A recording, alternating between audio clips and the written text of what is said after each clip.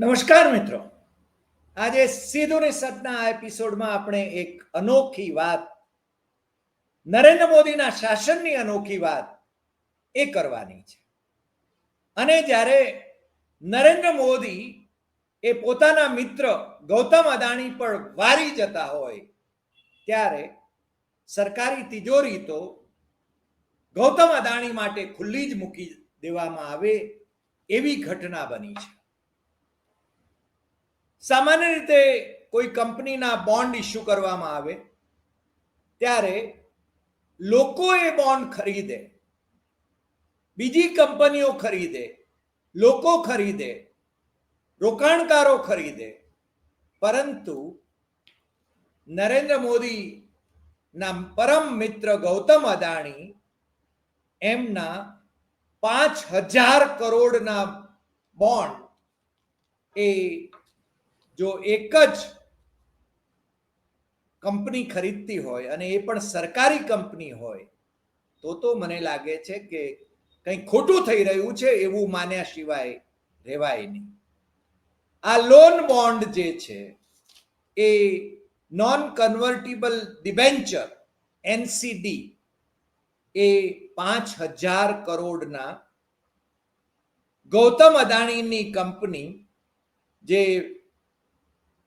Adani ports and special economic zone એને માટે બહાર પાડવામાં આવે છે. કોઈ રોકાણકાર એમાં રોકાણ કરતો નથી, પરંતુ સંપૂર્ણપણે 5,000 કરોડ રૂપિયા એ નરેન્દ્ર મોદીની સરકારના નેજા હેઠળની લાઈફ ઇન્સ્યોરન્સ કોર્પોરેશન LIC જે લાખો વીમા ધારકો જે પ્રીમિયમ ભરે છે એના એ નાણાં છે, એ નાણાં ગૌતમ અદાણીને હવાલે કરી દેવામાં આવે છે. હમણાં સાંભળ્યું હતું કે ઓસ્ટ્રેલિયામાં પણ અદાણીને સ્ટેટ બેંક જોઈએ એટલી લોન આપવા માટે તૈયાર છે. જબ સૈયા ભયે કોટવાલ ડર કાહે કા. જ્યારે નરેન્દ્ર મોદી ગૌતમ અદાણીના પ્લેનમાં વિહાર કરતા હોય, જ્યારે એ વડાપ્રધાન થવાના હોય કે પછી મુખ્યમંત્રી હોય, ત્યારે પછી તો સત્તા એમની પાસે અને અદાણી એમનો લાભ ઉઠાવે એમાં કોઈ આશ્ચર્ય તો ન પામવું જોઈએ. પરંતુ સામાન્ય રીતે આ LICના નાણાં એ અમુક જ પ્રમાણમાં બોન્ડમાં કે ડિબેન્ચરમાં કે કોઈ કંપનીમાં એ રોકાણ માટે અપાતા હોય, પરંતુ સંપૂર્ણપણે 5,000 કરોડ રૂપિયાની લાણી એ અદાણીની આ કંપનીને કરવામાં આવે ત્યારે સ્વાભાવિક રીતે પ્રશ્નો તો ઉઠે જ. અને વિવિધ અખબારોએ આના વિશે અહેવાલો પણ આપ્યા છે કે 29 મે 2025ના રોજ આ ઘટના બની. જે સરકાર ખેડૂતોના દેવા માફ નથી કરી શકતી, જે સરકાર ખેડૂતોને 3 લાખને બદલે 5 લાખની લોન આપવાની વાત કરે છે, પરંતુ એના પર વ્યાજ માફી એ માત્ર 3 લાખ પર જ રાખે છે અને 5 લાખની મુદત જે મર્યાદા છે 5 લાખની એટલે કે 2 લાખ બીજા એના પર વ્યાજ મુક્તિ એ જાહેર નથી કરતી. ભલે એને અગાઉ જાહેર કરી હોય, પરંતુ એનો આદેશ હજુ બહાર નથી પડતો. પરંતુ ગૌતમ અદાણીને તો આ 5,000 કરોડ એ 29 મે 2025ના રોજ એ સરકારી તિજોરીમાંથી એટલે LICની તિજોરીમાંથી એની ખેરાત કરી દેવામાં આવે છે. અદાણીને આ નાણાં જે આપવામાં આવ્યા છે એ 15 વર્ષ માટે 7.75% વ્યાજના દરે એટલે લાંબી મુદતના ઘરેલું બોન્ડ એ એમને આપવામાં આવે છે. અને આમ પણ LIC અદાણી ઉપર વારી પણ ગઈ છે.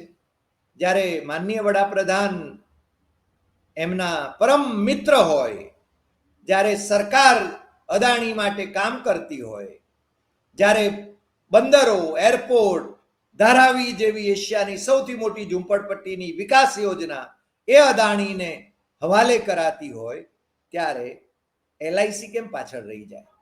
એલઆઈસી એ અદાણી પોર્ટ્સની અંદર 8.06%ની ભાગીદાર છે. પણ આ જે છેલ્લે જે સમાચાર આવ્યા છે, જે બિઝનેસ સ્ટેન્ડર્ડમાં પણ છે, ઇકોનોમિક ટાઈમ્સમાં પણ છે, અને એ હિન્દુસ્તાન, જે દિલ્હીનો હિન્દુસ્તાન ટાઈમ્સનું હિન્દી અખબાર છે એમાં પણ છે. અને આ જે 5,000 કરોડ રૂપિયા એ 15 વર્ષ પછી એલઆઈસીને જો પાછા આપવામાં આવે, ડિફોલ્ટર થાય તો જુદી વાત છે, પણ પાછા આપવામાં આવે તો 10,812.5 કરોડ રૂપિયા એ અદાણી એમને ચૂકવશે. પણ આમાં કેટલાક કે તો ગ્રોકને પણ પૂછ્યું તો ગ્રોકે લખ્યું કે જો અદાણી ડિફોલ્ટર થાય તો એલઆઈસીના પોલિસી હોલ્ડર્સને આ માથે આ રિસ્ક તો રહેવાનું જ છે. એટલે આટલું બધી વારી જાય અદાણી ઉપર એલઆઈસી, એ મને લાગે છે કે કંઈક અવનવું થઈ રહ્યું છે. અને એલઆઈસી જ કેમ, એલઆઈસી સિવાયના પણ જે ફિનાન્શિયલ ઇન્સ્ટિટ્યુશન્સ છે, બેંકો છે, એની કેટલી લોન અદાણીને મળી ચૂકી છે એનો હિસાબ માંડવામાં આવે તો અધોતધો થઈ જાય.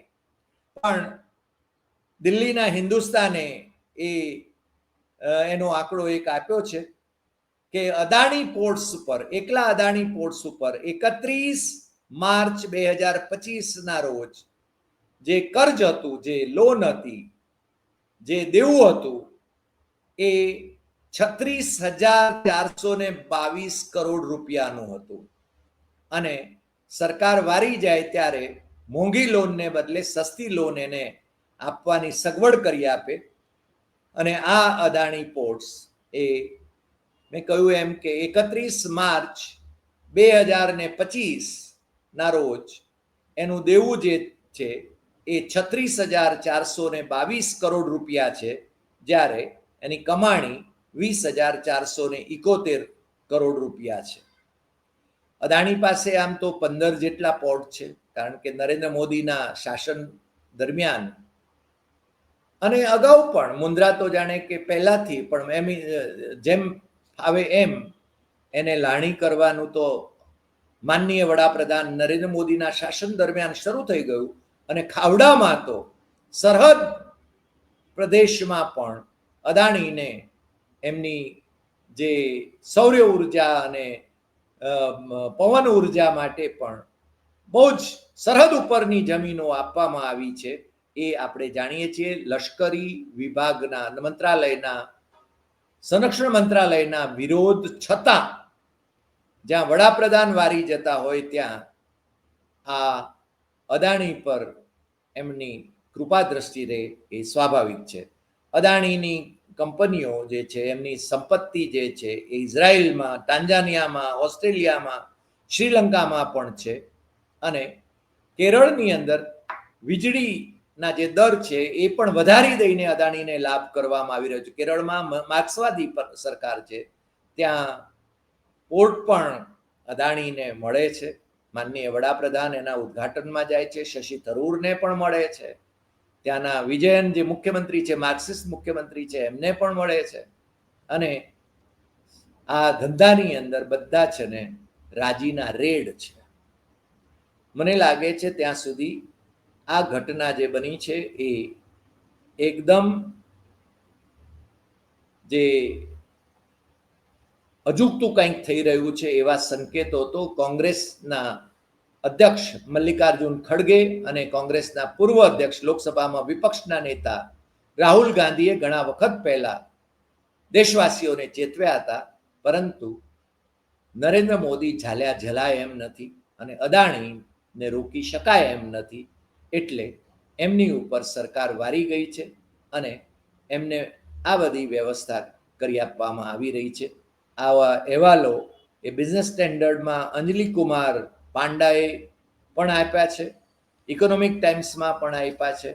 અને મને લાગે છે કે આવતા દિવસોમાં એલઆઈસી એની સ્થિતિ કેવી રહેશે એ અદાણી અને એમની કંપનીઓ એ સારો વહીવટ કરે તો ઠીક છે, અન્યથા એ ડિફોલ્ટર થાય તો વીમાધારકોની શું અવસ્થા થશે એનો પણ એક પ્રશ્ન ઊભો થાય છે.